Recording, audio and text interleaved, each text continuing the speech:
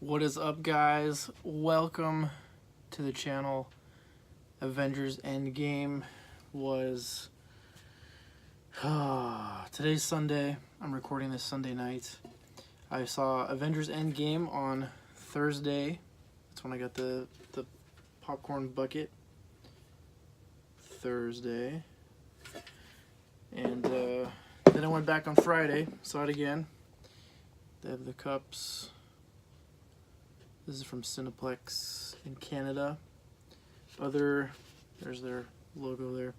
Other studios in the States, movie theaters have different items. I haven't opened the cup toppers yet. They're the big head versions of some of the characters. Captain Marvel, Thanos. The Iron Man's not the greatest, but I had to get Iron Man, so. There's the goodies from the film, from going to see the movie. First, to start off, we'll do spoiler free, and then when I'm going to start talking about some specific plot points, I'll give you a big fat warning. So just to begin with, completely spoiler free, loved the movie. If you haven't seen it yet and you're watching this video, you're either really busy or you just don't care at this point, because the movie is amazing. They took, I don't even have,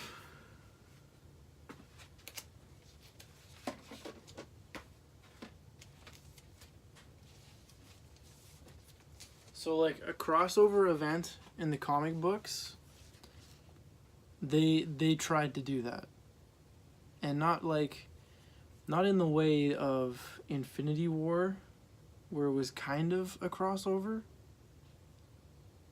Because it kind of wasn't. It wasn't really a crossover. It was just kind of like all of the characters are in the same story. This was like a legitimate crossover event, like when Marvel Comics did Infinity a few years back. Like it's on that level. It's on that scale. And if you're not familiar with Marvel comic crossover events, you have no idea what I'm talking about. But what that means is that they pulled out all the stops. They really went for it, and I think, in my opinion, it worked. It paid out big time, and the box office agrees. The movie was fantastic. 3 hours is a bit long. The second time that I saw it, I was very tired. I'd only had 3 hours of sleep because I'd seen it the night before, so I started to nod off halfway. There was a couple parts where things slowed down, but it wasn't like boring. It wasn't inappropriately, like it wasn't inadequate storytelling or anything. It was just that's how tired I was. But the plot has to slow down once in a while so you can build up to the big exciting bits and get some enjoyment out of them. This camera angle is bugging me. I'm sorry. I have to do this. That's better. But yeah, loved it. Love it. Go see it. Go see it now. If you're emotionally invested in the characters from the MCU, you're gonna need to bring a tissue, some Kleenex, some face tissues, whatever. In the second viewing of the film, I went with my dad, and there was a person on my left, didn't know the person, random person. That gentleman, it must have been his first time seeing the film.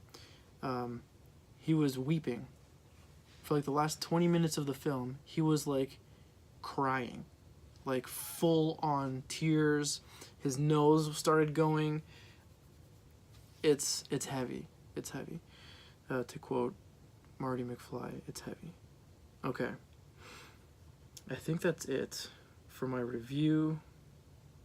Yeah, I don't know what else to say.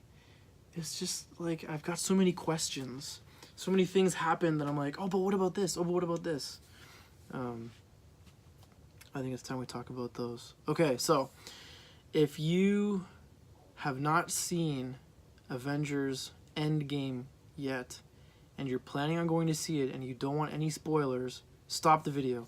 Press pause, minimize the video, stop here, go away. We're going to talk about plot points. We're going to talk about the movie now. We're going to spoil the Endgame now on YouTube. So if you are not ready for that, go away, all right? fair warning. Fair warning. Go away if you haven't seen Endgame yet. Okay, now we can talk. If you're still here, you've already seen it. Welcome. Hello. It's good to see you. So one of my favorite parts, which I've already seen articles written about it, which is kind of silly. Like the movie's just freshly out. I gave you a warning though, so you're only here if you're ready to talk about it. When Captain America is in the elevator, and they're using that scene to imitate what happened in Winter Soldier, or was it Civil War? Oh, I can't remember. Winter Soldier. It was Winter Soldier. Where he's in the elevator and he beats up all the Hydra guys because they're in Hydra. So they redid that scene but made it look like it happened in Avengers. And he says, "Hail Hydra." Loved it. That was hilarious. I laughed out loud in the first showing. I restrained myself in the second one, but that was awesome. So good. And then another favorite part for me, so Tony Stark and Cap, after they secure Loki's scepter and send Ant-Man back with the scepter, they go further back in time to 1970. April 1970. They were specific. Tony puts in the coordinates, the time coordinates, and tells Cap what they are, and they both travel to the same day and time. April 1970. And he goes and he bumps into his dad, Howard, who's working in S.H.I.E.L.D. And it was subtle. It was very subtle, but I picked up on it because I read the comic book series that I think this ties into. Tony asks Howard how far along his wife is with the child that they're expecting, because Howard has the flowers for his wife. Because I suspect they did that on purpose, and he's very curious. He's like, "How far along is she? When did you say she was due?" Because it's probably not Tony. In Iron Man, what was it, Iron Man? No, in Civil War. This is definitely correct. In Civil War, Zemo asks for the mission report from December 16th, 1991, which is when Tony's parents, Howard and his mom, what's his mom's name? Is it Martha? Tony's parents get killed by Bucky in 1991. He's in college.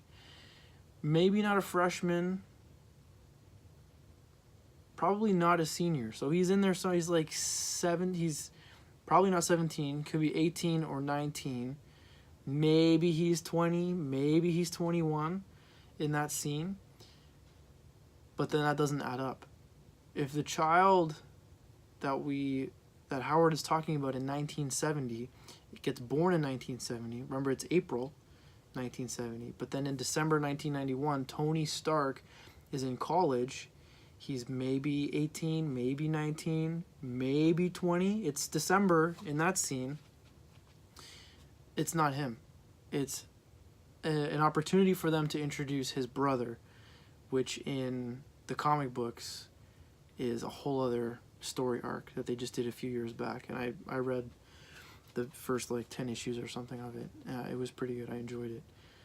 His brother's name is Arno, and he's biologically Howard Stark's son, but then there's a whole thing about that. You should go check it out. If you're not familiar, you should go check it out. But I picked up on that because I think they slipped that in on purpose. Tony was asking those questions because it didn't add up.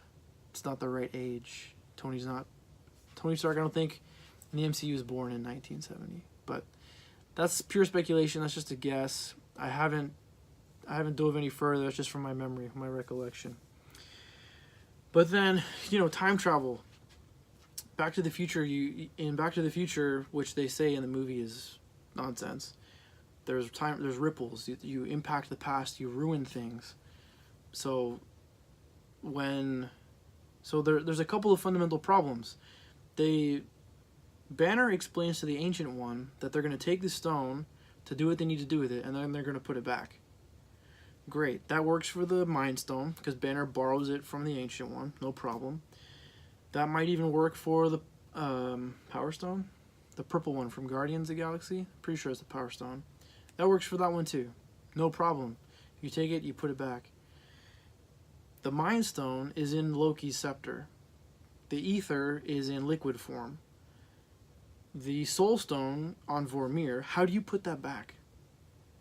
How do you put the Mind Stone back in the scepter? And at the very end of the movie, Banner opens up that case to show Cap the 6 stones that he's got to go put back. But the Ether is in stone form. The Mind Stone is separate. It's not in Loki's scepter. He's not taking the scepter back. So how does he put them back? How does he not interrupt? Does it matter? Is it going to change the MCU today? Probably not. But now there's other alternate universes that have happened. And it gets even worse because when they try to get the Tesseract in, what was 2012? I think it was 2012 when Avengers happened. Loki gets away with the Tesseract. So that's a whole other story arc that they could explore or they could just ignore. I don't know. We might see time travel again in the MCU. We might not. So I have questions. I have lots of questions. But maybe you have other questions. I'd be curious to hear your questions. Leave comments below what you think of Avengers Endgame. Did you enjoy the film? I've only spoiled a few things. I haven't spoiled everything. So I hope you heeded my warnings 5 or 6 minutes ago. I hope you get out and enjoy the film. I'm going to see it again. Probably not in theaters, but when it comes out, digital and Blu-ray, I'm going to watch it like 5 more times. I loved it. It was such a good movie. So good. I loved the Hulk. Thor was hilarious. Black Widow and Hawkeye, fantastic. I loved that. So, yeah, it was awesome. Alright guys, I think that's enough. This has been my review for Avengers Endgame. Phase 3 of the MCU is almost complete. We just have Spider-Man Far From Home remaining. It's officially going to be the end of Phase 3. And if you've seen Endgame, now you know why someone is missing from those trailers that's been in the other Spider-Man film, Homecoming. So that's it for me, you guys. Thank you so much for watching. Please hit that subscribe button if you're new here. Leave a comment below what you liked or didn't like about Avengers Endgame. And as always, be excellent to each other. We'll see you next time. Peace.